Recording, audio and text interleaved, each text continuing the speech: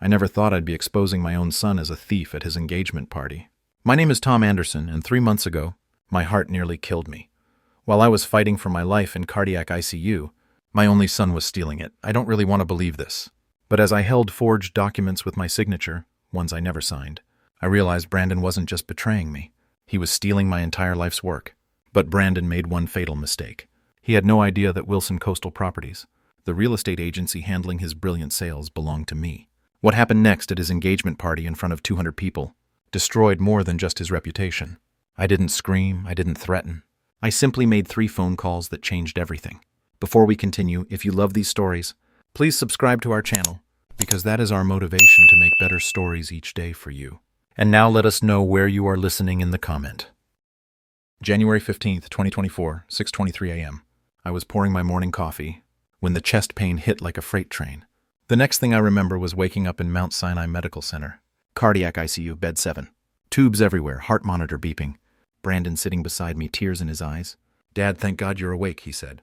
"The doctors weren't sure you'd make it." Dr. Samuel Brooks, my cardiologist, explained I'd suffered a massive heart attack. Triple bypass surgery, 2 weeks minimum recovery, maybe longer. "Mr. Anderson," Dr. Brooks said, "you're lucky to be alive. But I need you to understand, no stress, no business decisions, complete rest. Your heart can't handle any additional strain right now." Brandon nodded seriously. "Don't worry, Dad. I'll handle everything while you recover. Just focus on getting better." I should have paid attention to how quickly he volunteered. For 13 days, I drifted in and out of consciousness. Morphine for the pain. Heart medications that made me foggy. Brandon visited daily, always with updates about taking care of things at home. "The bills are handled, Dad. Property taxes paid. Don't worry about anything." But here's what Brandon didn't know, and what would destroy him later. Dr. Brooks administered a mental competency test on January 20th, right after my surgery. Standard procedure for patients my age. I scored 29 out of 30. Perfect cognitive function despite the medication. The medical records clearly showed I was mentally sharp throughout my stay. This detail would become crucial evidence later. On January 28th, I was finally discharged. Brandon drove me home in his BMW. Not my usual pickup truck. I was too weak to question it. "Where's my truck, son?" "In the shop, Dad. Don't worry about it." When we pulled into my driveway, I noticed something wrong immediately. My garage was empty. No 1967 Mustang Shelby GT500. No 1963 Corvette split window. No 1969 Camaro SS. "Brandon, where are my cars?" He helped me out of his BMW, avoiding eye contact. "Dad, you were really sick." I had to make some tough decisions. The insurance was expensive, and you weren't driving them anyway. "You sold my cars?" "Dad, please, you need to rest. We'll talk about this later." But I was already walking toward the beach, where my house should have been overlooking the Atlantic. There was a sold sign. Wilson Coastal Properties. The same agency Brandon claimed had given him a great deal on the cars. My $2.3 million beach house gone. "Brandon." My voice was steady, but my hands were shaking. Not from the heart medication, from rage. "Dad, listen, you were dying. The medical bills were going to be enormous. I had to liquidate some assets to protect your financial future." "Protect my financial future by selling my home?" "It's just real estate, Dad. You taught me that yourself. It's all about cash flow, right?" "I put everything into high-yield investments. You'll thank me later." I stared at my son, this 28-year-old investment banker, who made $125,000 a year, who lived in a $3,000 a month apartment, who drove a leased BMW, who was about to inherit everything I'd built. "Show me the paperwork, Brandon." "Dad, you're getting worked up. Your heart." "Show me the paperwork." He pulled out a manila folder. Power of attorney documents. My signature on every page, except I'd never signed them. The handwriting was close, very close, but I'd been signing legal documents for 30 years. I knew my own signature. Brandon had forged every single one. "When did I sign these, son?" "January 22nd. You were lucid that morning. Remember? Right before your second procedure." January 22nd. The day I was unconscious for 18 hours straight. The medical records would prove that. Brandon thought he was stealing from a dying old man. He had no idea he just declared war on the most powerful real estate mogul in the Outer Banks. And he was about to find out exactly who his father really was. I didn't sleep that first night home. Instead, I sat in my kitchen, the only room Brandon hadn't touched, and calculated exactly what I was facing. The beach house, $2.3 million, 4-bedroom oceanfront property I'd built myself in 1987. Every board, every nail. My wife Sarah and I had our first dance on that deck. She'd died 3 years ago in that living room holding my hand. The car collection, $890,000, 30 years of careful restoration. The Shelby GT500 was Sarah's favorite. She used to make me take her for drives down Highway 12 every Sunday after church. Combined theft, 3.19 million, more than most people see in a lifetime. But the money wasn't the real problem. If I stayed silent, Brandon would think elder abuse was acceptable. He'd already proven he'd forged documents, lied to medical professionals, and stolen from his dying father. What would he do to the next vulnerable senior citizen who crossed his path? Worse, other family members were watching. My nephew Jake, my brother-in-law Paul. If Brandon got away with this, it would send a message. Tom Anderson was weak, finished, fair game. But here's what made my blood run cold. I pulled out Sarah's final letter, the one she'd written before the cancer took her. I'd kept it in my safe along with my will and business documents. Tom, she'd written, I know you'll want to give Brandon everything, but make him earn it. Make him prove he understands the value of what you've built.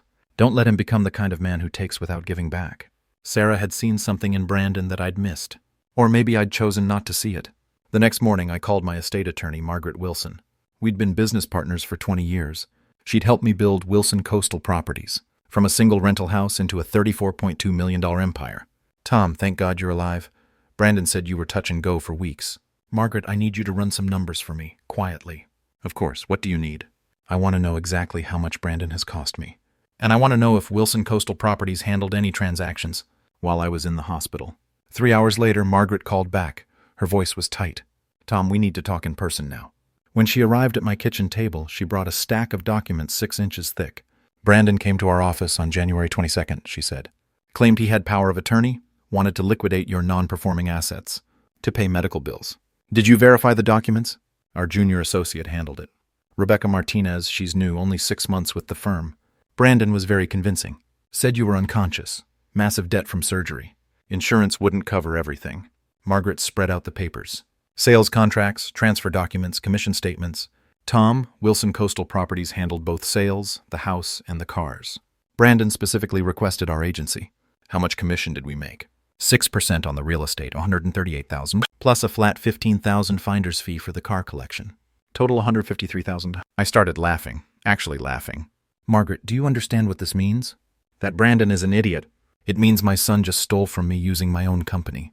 He forged power of attorney documents to sell my property through my own real estate agency. He literally paid me to help him commit fraud against me. Margaret's eyes widened. Oh my God, Tom, this is perfect. Brandon has no idea I own Wilson Coastal Properties. He thinks it's just some random agency that gave him a good deal. We spent the next 2 hours going through every detail. The forged signatures. The medical timeline proving I was unconscious when I supposedly signed. The fact that Brandon had specifically chosen my company without knowing it was mine. Margaret, here's what I need you to do. I want you to document everything. Every phone call, every meeting, every lie Brandon told your staff.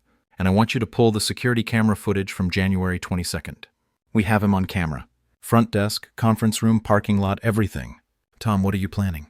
I looked at Sarah's letter again. I'm going to give Brandon exactly what he's earned. But first, I need to wait for the right moment. When will that be? His engagement party is March 3rd, Ocean View Country Club, 200 guests. Brandon specifically invited me to show everyone how well I'm recovering. Margaret understood immediately. You're going to expose him publicly. I'm going to let him expose himself. All I have to do is ask the right questions in front of the right people. And if he denies everything? I pulled out my phone and showed her the voice recording app. I've been recording every conversation since I got home. Brandon has confessed to everything at least 6 times. He just doesn't realize it yet. The stakes were clear now. This wasn't just about money. This was about justice. February 3rd, Brandon came over for what he called our financial planning meeting. He brought a laptop, a stack of investment reports, and the condescending smile he'd been perfecting since college. Dad, I know you're upset about the house and cars, but let me show you the numbers. He opened his laptop on my kitchen table. Spreadsheets everywhere, colorful charts. The kind of presentation he probably used to impress clients. See this? I liquidated $3.19 million in depreciating assets. Depreciating assets. Real estate is flat in the Outer Banks, Dad, has been for 2 years. And classic cars, total money pit, insurance, maintenance, storage costs. I let him talk. I wanted every word recorded. But look at this. He clicked to another screen. I moved everything into emerging market funds. Conservative estimate, 12% annual return. That's $382 to $800 per year in passive income. Where's the money now, Brandon? Safe diversified portfolio. I opened accounts in your name, obviously. Wells Fargo Private Banking. They specialize in high net worth recovery situations. Show me the statements. Dad, you don't understand modern investing. It's all digital now. Real-time analytics, algorithmic trading. Your old school real estate approach is dead. That's when I knew he was lying. Brandon was talking like someone who'd watched too many YouTube videos. He'd never mentioned algorithmic trading in his life. Brandon, I want to see my money. Dad, please trust me. You're a loan officer at a regional bank. I'm an investment banker. You process car loans and small business applications. His face flushed. The mask was slipping. Dad, I have a finance degree. I understand markets. You buy old houses and rent them out. That's not investing. That's being a landlord. There it was. The disrespect I'd been waiting for. Brandon, what exactly do you think I do for work? You're retired, Dad. You collect rent checks and complain about tenants. And before I retired? Construction, right? You built houses. I almost felt sorry for him. My own son had no idea who I was. How do you think I could afford a $2.3 million beach house? On a construction worker's salary? Dad, you inherited Grandpa's money. Everyone knows that. Everyone knows that my father died broke in 1983. But Brandon had created an entire fantasy about my success. In his mind, I was just a lucky old man who'd inherited wealth and stumbled into real estate. Brandon, show me the bank statements. Dad, you're getting worked up again. Remember what Dr. Brooks said about stress. I'm not stressed. I'm curious. Show me where my $319 million is invested. He closed the laptop. I'll email you the reports. Let's talk about your recovery instead. Open the laptop, Brandon. Dad! Open it. Fine. He clicked back to the spreadsheets, but I was watching his hands, nervous, trembling. Brandon, these are templates, stock photos from an investment website. What? Look at the date stamp.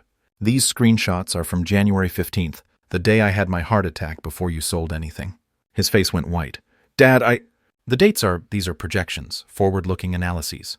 Where's my money, son? Silence. He was staring at the screen like it might give him an answer. Brandon, I'm going to ask you one more time. Where's the $319 million from selling my house and cars? It's invested, like I said. In what? Emerging markets. Which markets? Asian development funds. Name one. Dad, why are you interrogating me? I'm trying to help. Name one fund where my money is invested. The Pacific Growth Initiative. I pulled out my phone and Googled Pacific Growth Initiative. No results. Brandon, that fund doesn't exist. It's new. Exclusive access through Wells Fargo Private Banking. Yes, I called Wells Fargo. Right there. Put it on speaker. Wells Fargo Private Banking. This is Jennifer. How can I help you? Hi, Jennifer. This is Tom Anderson. I'm calling to check on my Pacific Growth Initiative investment. I'm sorry, sir. I'm not familiar with that fund. Can you provide your account number? Brandon grabbed my phone. Sorry, wrong number. He hung up. We stared at each other across the kitchen table, father and son. But I was looking at a stranger. Brandon, you spent it, didn't you? Dad, no, it's complicated. There are holding periods, liquidity restrictions. You gambled it away. I invested it in... In what? Your lifestyle? Your BMW lease? That engagement ring you can't afford? Dad, please give me 6 months. The markets are volatile right now, but I can get it back. Get it back from where? I made some aggressive positions. High risk, high reward. It's temporary. How much is left? It's not about what's left. It's about potential returns. How much, Brandon? Dad, how much? Maybe $200,000, but that's just cash on hand. The investments are... You lost $3 million in 2 weeks. I didn't lose it. It's tied up in complex financial instruments. I stood up from the table. My heart was pounding, but not from the medical condition. From pure rage. Brandon, you stole my house. You stole my cars. You forged legal documents. And then you gambled away everything I've worked for. Dad, let me explain. Get out. Dad, get out of my house before I call the police. He packed up his laptop. At the door, he turned back. Dad, I was trying to help. You don't understand modern finance. Brandon? Yeah? Your fiancé's family owns Mills Maritime, right? Yeah, why? Just curious. Get out. After he left, I sat in my kitchen and smiled for the first time in weeks. Brandon had just confessed to everything. Fraud, forgery, theft, gambling. All of it recorded. But more importantly, he'd revealed his greatest weakness. He thought I was just a stupid old man. He was about to learn otherwise. The next morning, I made the first of 3 phone calls that would change everything. Margaret, it's Tom. I need you to pull some files for me. Which files? Everything.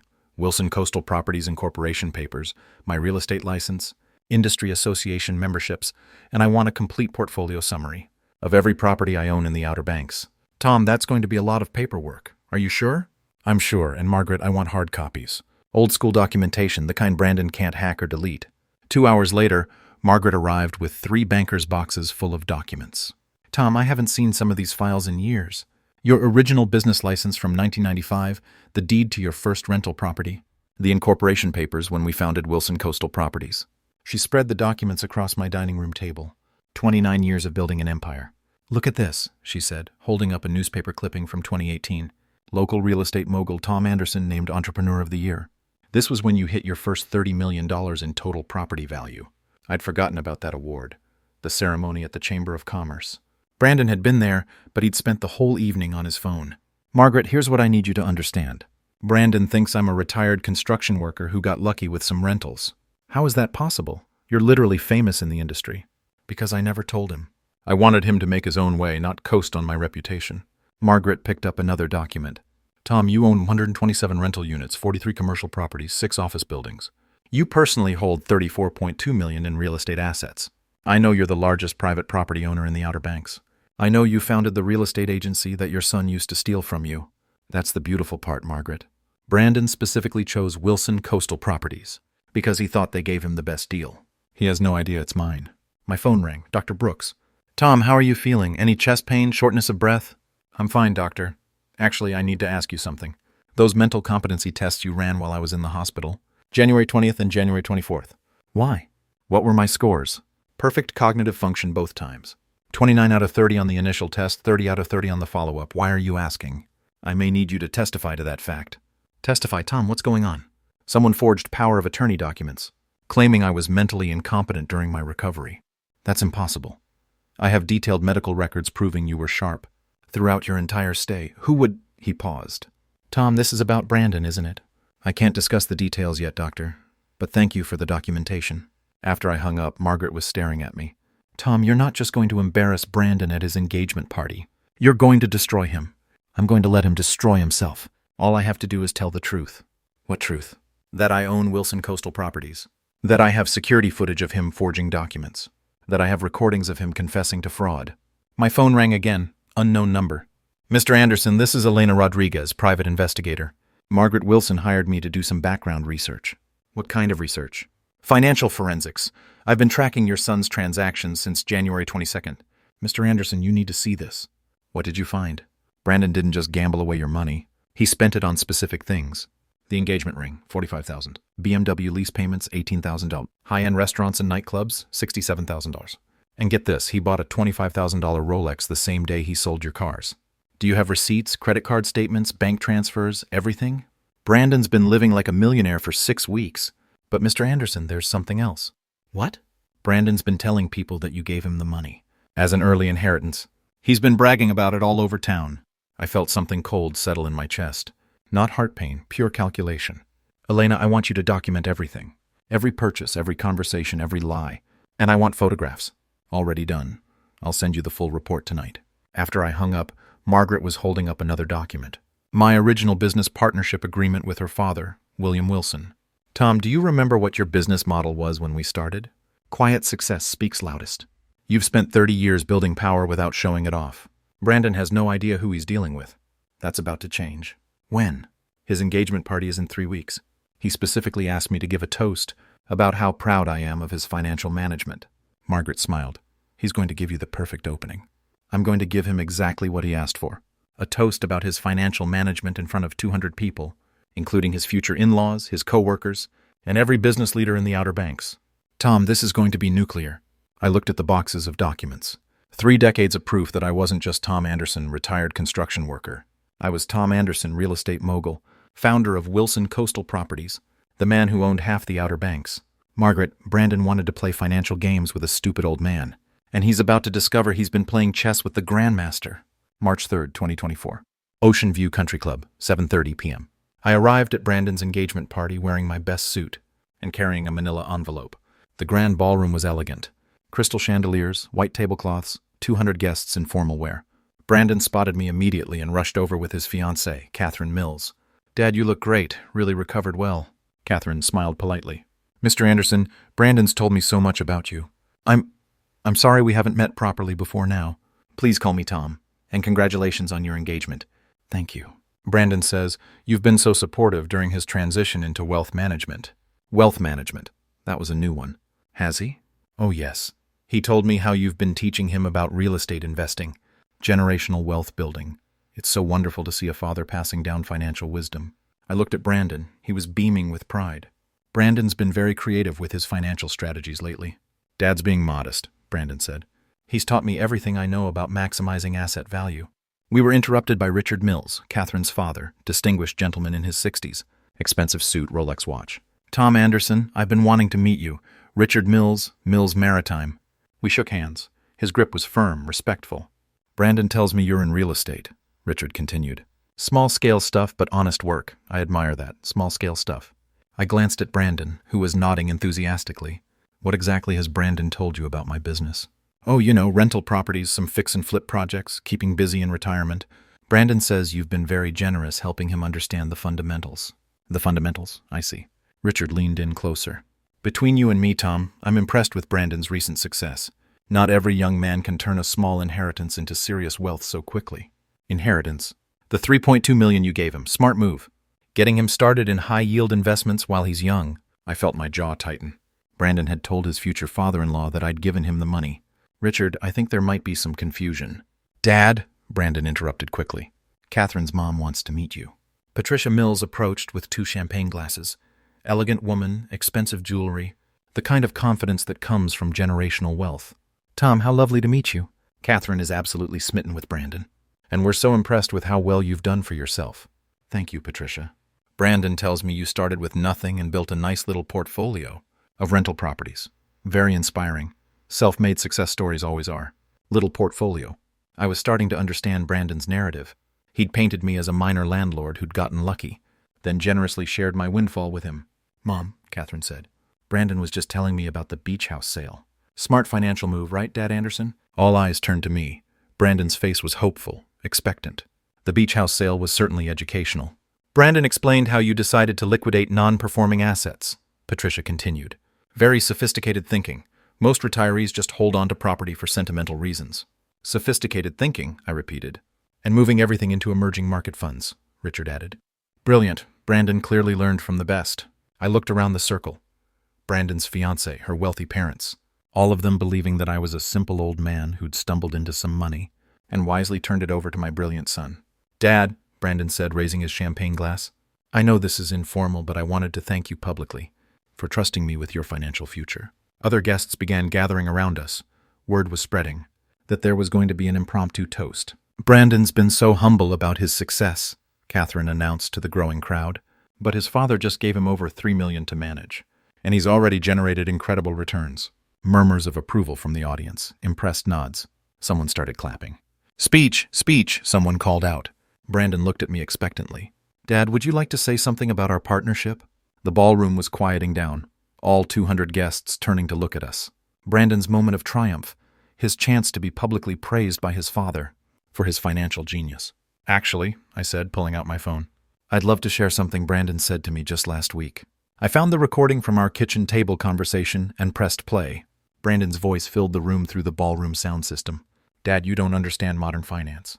Your old-school real estate approach is dead. Confused murmurs from the crowd. Brandon's face went pale. I stopped the recording. That was my son explaining why he sold my house and cars, without permission while I was recovering from heart surgery. The ballroom went silent. You could hear ice clinking in glasses. Brandon, I continued, my voice calm and clear, would you like to tell everyone how you generated incredible returns on my money? Dad, please. Would you like to explain how you turned $319 million into $200,000 in 6 weeks? Gasps from the crowd. Catherine grabbed Brandon's arm. Brandon, what is he talking about? Or, I said, reaching into my manila envelope, would you prefer I show everyone the power of attorney documents you forged while I was unconscious in cardiac ICU? I held up the papers, medical records, forged signatures, bank statements. Ladies and gentlemen, I announced to the stunned crowd, my son didn't manage my money, he stole it. He forged legal documents. He committed elder fraud against his dying father. Richard Mills stepped forward. Tom, there must be some misunderstanding. Richard, there's no misunderstanding. Brandon gambled away nearly $3 million of stolen money and then lied to your family about how he got it. Catherine was staring at Brandon like she'd never seen him before. Brandon, is this true? Catherine, I can explain. Is it true?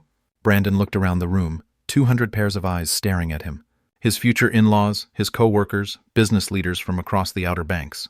I was trying to help Dad with his finances. He was sick, confused. Brandon, I said quietly, I scored 29 out of 30 on mental competency tests while I was in the hospital. Dr. Brooks is here tonight. Would you like him to verify that? Dr. Brooks stepped forward from the crowd. I can confirm that Mr. Anderson showed perfect cognitive function. throughout his recovery. So the power of attorney documents were forged, I continued. The sales were unauthorized and the money was stolen. Brandon's world was collapsing in real time. Catherine had stepped away from him. Her parents were whispering urgently to each other. Guests were pulling out their phones. But here's my favorite part, I said, smiling for the first time all evening.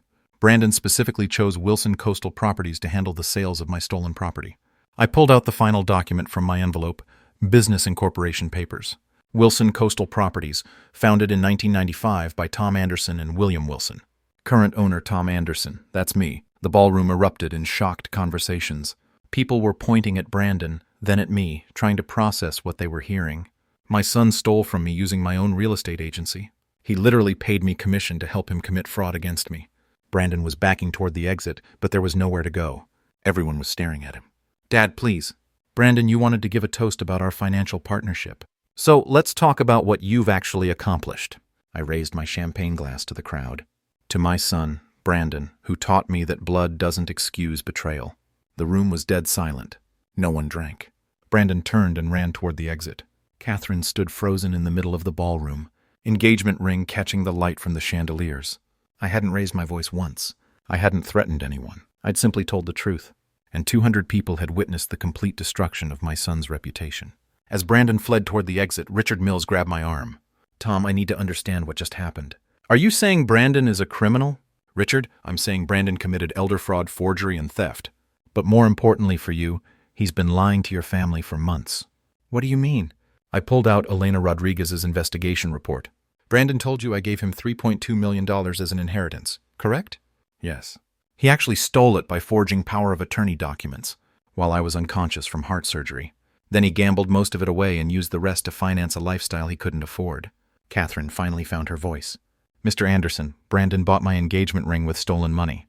$45,000 charged to a credit card he opened using my forged signature. She stared down at the 2.5-carat diamond on her finger like it was on fire. Patricia Mills stepped forward. Tom, forgive me, but if Brandon stole millions from you, how are you not financially ruined? You mentioned rental properties, but... Patricia, I think it's time I properly introduce myself. I gestured to Margaret Wilson, who'd been waiting near the back of the ballroom, with another set of documents. This is Margaret Wilson, my business partner and estate attorney. Margaret, would you please explain to everyone what Wilson Coastal Properties actually is? Margaret stepped into the center of the crowd. Wilson Coastal Properties is the largest independent real estate agency in the Outer Banks. We handle approximately 40% of all property transactions in the region. Murmurs of recognition from the crowd. Several people nodded.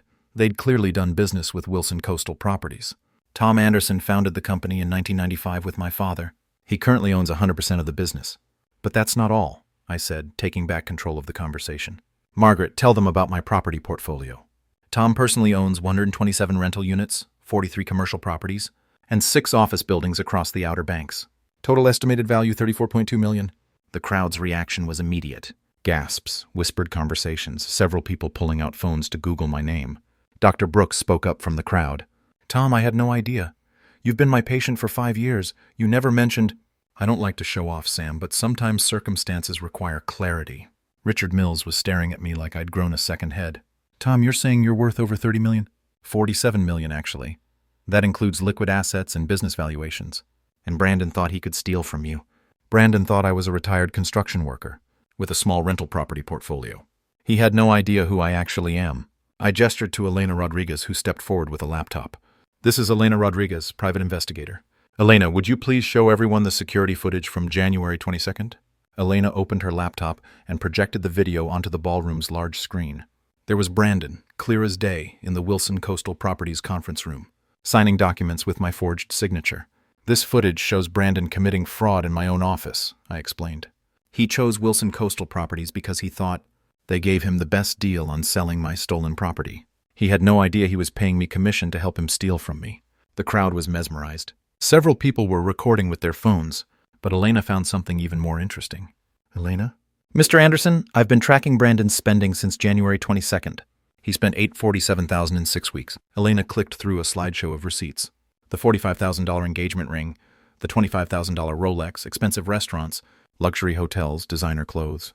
Brandon has been living like a millionaire using his father's stolen money, while telling everyone that it was a generous gift. Catherine was backing away from where Brandon had been standing, looking nauseated. Richard Mills turned to his wife. Patricia, we need to call our attorney. If Brandon defrauded Tom and he's engaged to our daughter— Richard, I interrupted. There's something else you should know. Brandon specifically mentioned that your family owns Mills Maritime. We do. What does that have to do with anything? I smiled. Margaret, what can you tell us about Mills Maritime's current financial situation? Margaret consulted her notes. Mills Maritime leases their primary office building and warehouse facility from Wilson Coastal Properties. They're currently 3 months behind on rent payments, owing $127,000. Richard's face went white. You're our landlord. I'm your landlord. And if your future son-in-law is a convicted felon, that might affect our business relationship. The implications hit Richard immediately. His daughter was engaged to a criminal who'd been living on stolen money. His family business owed money to the victim of that crime, and the victim happened to be one of the most powerful real estate moguls in the region. Tom, Richard said carefully, what do you want from us? I want the truth. Brandon has been lying to your family, using you to legitimize his stolen wealth. You're victims, too. Catherine finally spoke up. Mr. Anderson, I need to ask you directly. Did Brandon steal from you? Yes. Did he forge legal documents? Yes. Did he lie to my family about how he got the money? Yes. She pulled the engagement ring off her finger and set it on the nearest table. Then this engagement is over. A ripple of approval went through the crowd. Several people started clapping. Patricia Mills approached me. Tom, I am so sorry. We had no idea. Brandon seemed like such a successful young man. Patricia, Brandon is successful. He successfully committed fraud, forgery, and elder abuse. But he made one crucial mistake. What's that? He underestimated his target. Richard Mills extended his hand. Tom, I want to apologize on behalf of our family, and I want to discuss our rent situation privately. We'll get current on our payments immediately. Richard, your family did nothing wrong. You were deceived by a very convincing liar. I turned to address the entire crowd. Ladies and gentlemen, I want to be clear about something. This isn't about revenge. This is about justice. Brandon committed serious crimes and then used this engagement party to publicly celebrate his success at defrauding his dying father. The crowd was hanging on every word. But I want you all to know I didn't come here to humiliate Brandon. I came here to give him exactly what he asked for. I pulled out a copy of Brandon's invitation to the party. Right here, Brandon wrote. Dad, I'd love for you to give a toast about how proud you are of my financial management skills. I held up the invitation for everyone to see. So tonight, I gave him exactly what he requested. A public toast about his financial management skills. The crowd erupted in laughter and applause. Even Patricia Mills was smiling. And now, I said, I'm going home to call the police. As I walked toward the exit, the crowd parted like the Red Sea. People were patting me on the back, shaking my hand, asking for business cards. For 30 years, I'd built power quietly. Tonight, I'd used it perfectly. Brandon thought he was stealing from a weak old man. Instead, he'd declared war on the most powerful real estate mogul in the Outer Banks, and he'd lost everything in front of 200 witnesses. I drove home in silence, my hands steady on the wheel for the first time in weeks. By the time I pulled into my driveway, my phone was already ringing. Tom, it's Detective Sarah Martinez with the Outer Banks Police Department. We just received a very interesting call from Dr. Brooks about potential elder fraud. Can you come to the station? I'll be there in 20 minutes. At the police station, Detective Martinez was waiting, with a stack of forms and a digital recorder. Mr. Anderson, Dr. Brooks gave us a preliminary overview, but I need you to walk me through everything from the beginning. I spent 2 hours providing a detailed statement. The heart attack, the forged power of attorney documents, the unauthorized sales, the gambling losses. I handed over copies of everything. Medical records, bank statements, security footage, recorded conversations. Mr. Anderson, this is one of the most thoroughly documented fraud cases I've ever seen. Usually elder abuse victims don't have this kind of evidence. Detective, I've been building cases in business for 30 years. Documentation is everything. We'll need to arrest your son. Are you prepared for that? I'm prepared for justice. This will be a felony charge. Elder fraud, forgery, theft over $50,000. He's looking at serious prison time. How serious? 5 to 10 years minimum, possibly more if he can't pay restitution. I thought about Sarah's letter. Make him prove he understands the value of what you've built. Detective, what happens if he cooperates? If he admits to everything and agrees to pay full restitution? Depends on the judge. First offense, family situation, full cooperation, maybe 3 to 5 years with possibility of parole. And if he fights it? Then we go to trial with all this evidence, and he gets the maximum sentence. 3 hours later, Brandon was arrested at his apartment. Elena Rodriguez had been watching the building since the engagement party just in case he tried to run. The next morning, local news picked up the story. Investment banker arrested for defrauding father during heart surgery recovery. By noon, it was trending on social media. Brandon's bail was set at $500,000. He couldn't make it. His credit cards were maxed out. His checking account was overdrawn, and his employer had placed him on immediate administrative leave pending investigation. From his jail cell, Brandon called me. "Dad, please, I need help." "Brandon, you need a lawyer." "I can't afford a lawyer." "Dad, I made mistakes, but I was trying to help." "Brandon, stop. Every conversation we have is recorded. Don't incriminate yourself further." "Dad, please." "I'll pay you back every penny." "With what money?" "I'll figure it out. I'll get a second job, sell everything I own." "Brandon, you own nothing. Your apartment is leased, your BMW is leased. Your Rolex is purchased with stolen money, which means it's evidence in a criminal case." Silence on the line. "Dad, what do you want me to do?" "I want you to tell the truth, plead guilty, accept responsibility, and hope the judge shows mercy." "And then what?" "Then you serve your time and start rebuilding your life with honor instead of lies." "Dad, I can't go to prison. My career will be over. My reputation—" "Brandon, your career was over the moment you forged my signature. Your reputation was over the moment you gambled away stolen money." More silence. "Dad, do you hate me?" That question stopped me cold. My son was sitting in a jail cell facing years in prison, and he wanted to know if I hated him. "Brandon, I love you. I've always loved you. But love doesn't excuse what you did." "I know." "Do you? Do you understand that you committed elder abuse against your dying father?" "Yes." "Do you understand that you stole the money I spent 30 years earning?" "Yes."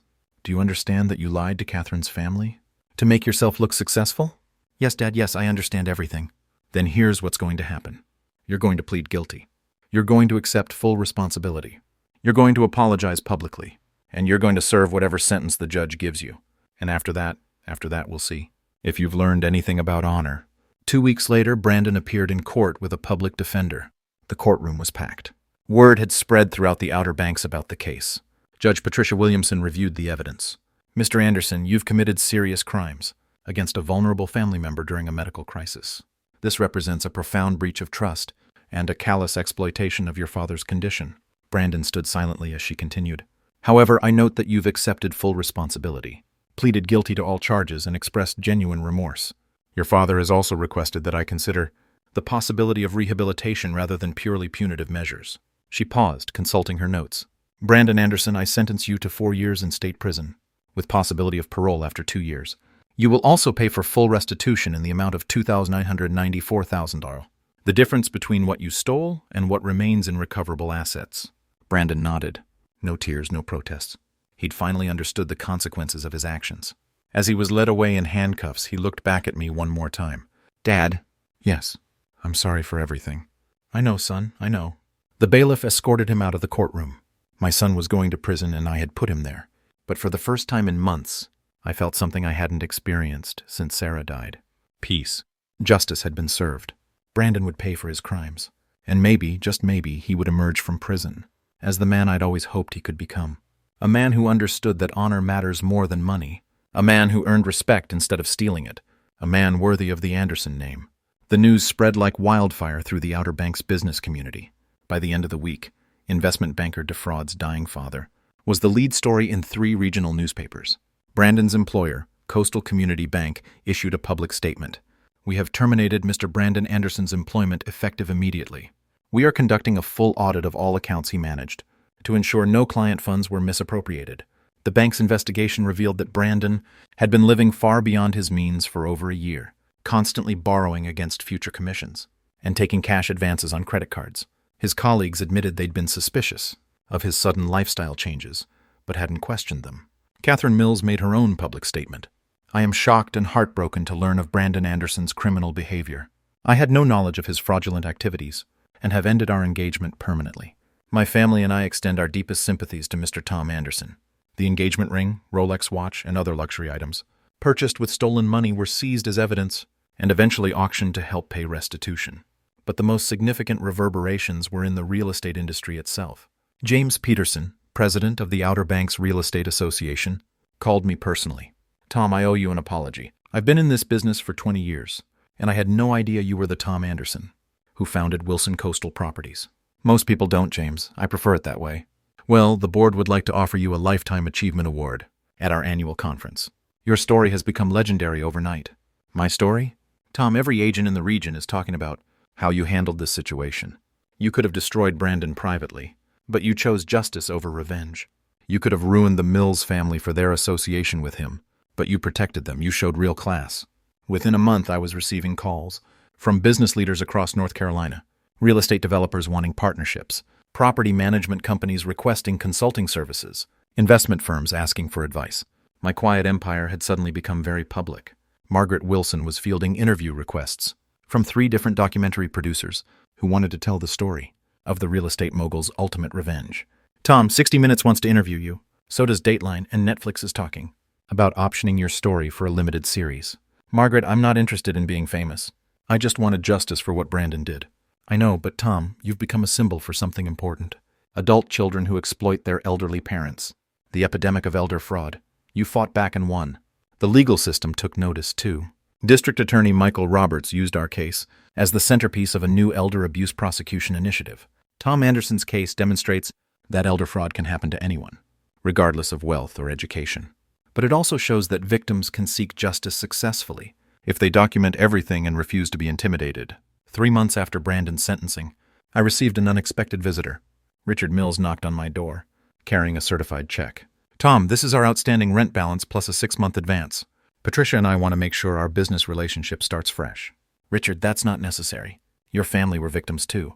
Maybe so, but we enabled Brandon's lies by not asking harder questions. We should have wondered how a $125,000 a year bank employee could afford to live like a millionaire. You trusted your daughter's fiancé? That's natural. Tom, can I ask you something? Why didn't you destroy us along with Brandon? You could have evicted our business, ruined our reputation, made us pay for our association with him. I thought about Sarah's letter again. Make him prove he understands the value of what you've built. Richard, Brandon's crimes weren't your fault. I believe in holding people accountable for their own actions, not punishing innocent parties. That's why everyone in town respects you now. You showed real leadership. 6 months later, I received a letter from Brandon in prison. Dad, I've been in counseling here, learning about addiction and financial crimes. I want you to know that I understand now what I took from you. It wasn't just money. It was your trust, your security, and your peace of mind during the worst health crisis of your life. I'm working in the prison library now, helping other inmates with basic financial literacy. It's the first honest work I've done in years. When I get out, I want to spend my life helping people understand the real value of money and the cost of betraying family trust. I know I can't undo what I did, but maybe I can prevent someone else from making the same mistakes. I love you, Dad, and I'm sorry it took prison for me to remember what honor means. I wrote back the same day. Son, honor isn't something you remember. It's something you choose every day for the rest of your life. Come home when you're ready to make that choice. For the first time since Sarah died, I felt hopeful about the future. Brandon was learning the difference between success and accomplishment. And maybe, just maybe, he would come home as the man I'd always hoped he could become. 1 year later, I sat in the same kitchen where Brandon had confessed to stealing my life's work. But everything was different now. Wilson Coastal Properties had expanded into 3 new markets. My property portfolio had grown to $52 million. The engagement party had inadvertently served as the best marketing event in company history. Everyone in the region knew who Tom Anderson was now. But more importantly, I'd learned something about myself. For 30 years, I'd hidden my success from my son, thinking I was teaching him humility. Instead, I'd enabled his delusions and arrogance. Margaret Wilson knocked on my door, carrying updated legal documents. Tom, your new will is ready for signature. What's the new distribution?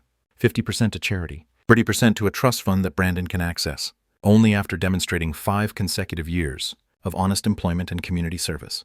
20% immediate inheritance to establish him in a legitimate business. And the safeguards? Triple redundancy. No single individual can access the principal. Without approval from 3 independent trustees, all major financial decisions require documented justification and independent legal review. I signed the documents with a steady hand. This wouldn't enable another Brandon to steal from a vulnerable parent. My phone rang. Detective Martinez. Mr. Anderson, I wanted to give you an update. Brandon's been selected for early parole consideration. Model prisoner, helped develop a financial literacy program, earned his GED. The parole board is impressed. When would he be released? 6 months, if approved. He's requested permission to write you a letter about his intentions. I'd like to read it. That evening, Brandon's letter arrived by certified mail. Dad, I've been offered a job with a non-profit organization that helps elderly people avoid financial scams. It pays $35,000 a year, less than I used to spend on restaurants. But it's honest work, helping people protect themselves from criminals like I used to be. I know I have no right to ask for forgiveness, but I want you to know that I finally understand what you tried to teach me. Success isn't about what you take from others. It's about what you give back. I'd like to come home and start over, not as your heir or your business partner, just as your son. trying to earn back your respect one honest day at a time. I read the letter 3 times, then walked out to my deck overlooking the Atlantic. The same view I'd had from my original beach house, the one Brandon sold while I was dying. But I wasn't angry anymore. I was hopeful. Tomorrow I would write back to my son. I would tell him that love doesn't require perfection, but respect requires honor. I would tell him that our family's legacy wouldn't be measured by the money we accumulated, but by the principles we lived by. I would tell him to come home when he was ready, to be the man Sarah had always believed he could become. And for the first time in 2 years, I believed that day might actually come. The Anderson family would survive this betrayal. We would emerge stronger, wiser, and more committed to the values that truly matter: honor, integrity, justice, and love that demands accountability. If you've made it this far, thank you for listening to my story. Let me know in the comments, what would you have done in my situation? And remember, sometimes the quietest power speaks the loudest. Before saying goodbye, if this story touched your heart, please give it a like and share it with someone who needs to hear this today. Don't forget to subscribe for more true family betrayal stories that reminds us we are stronger than we think.